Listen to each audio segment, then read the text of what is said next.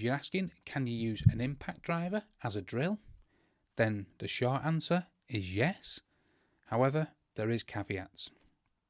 The impact driver is made for driving bolts and large screws and things like that, and for manual heavy work, so repeated manual bolt drilling and things like that. However, if you're doing tasks like putting cabinets together or things like that, I recommend you get an actual drill.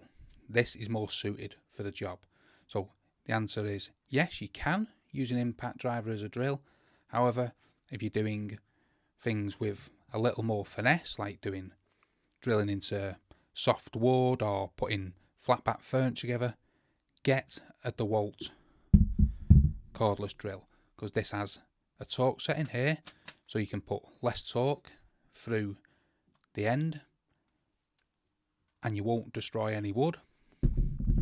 However, the impact driver is just one brute force machine, and it'll just keep driving and driving, and it's not made to set up flat back furniture or drill into soft wood. It's made to drive big bolts into wood. So yes, you can use it. However, I do not recommend it. I recommend you actually get a drill if that's what you need a drill for. You can actually see a video here where I explain the big differences between the impact driver and a drill, and what case studies you'll need to use each one in.